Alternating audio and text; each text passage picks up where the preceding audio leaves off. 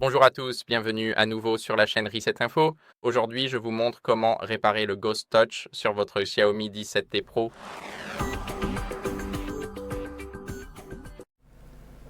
Alors, tout d'abord, ce que vous devez faire, c'est retirer la protection d'écran et la coque. Laissez-moi vous expliquer pourquoi. Si votre protection d'écran n'est pas bien appliquée et qu'elle déborde sur les côtés ou qu'elle touche les bords du téléphone, et qu'elle ne couvre pas cette partie, cela peut déjà provoquer l'apparition de Ghost Touch, et les Ghost Touch, c'est bien ça le problème.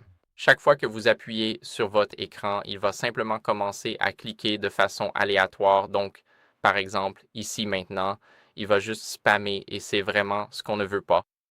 C'est pourquoi nous voulons nous assurer que notre protection d'écran est parfaitement appliquée. Si ce n'est pas le cas, je vous recommande de l'enlever.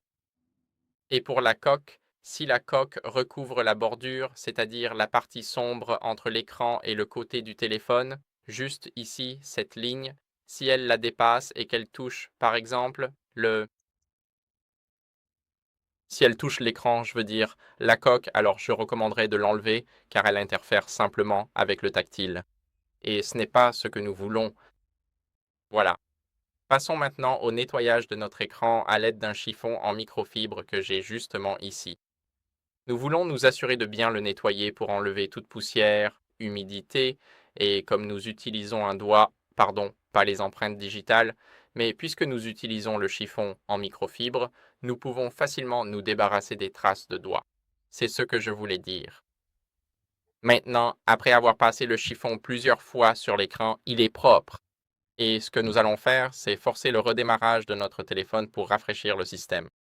Donc, par exemple, si l'arrêt ou le redémarrage normal n'est pas accessible, nous allons appuyer sur le bouton d'alimentation, le bouton de volume haut, puis maintenant maintenir uniquement le bouton d'alimentation.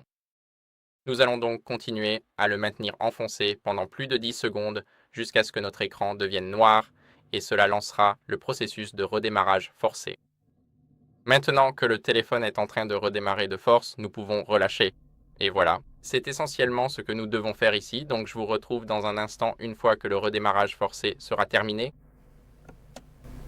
après le premier redémarrage. Ce que nous allons faire ensuite, c'est aller mettre à jour notre logiciel en dernier recours. Donc nous allons maintenant aller dans les paramètres. Laissez-moi rapidement changer la luminosité pour vous afin que vous puissiez tout voir ici.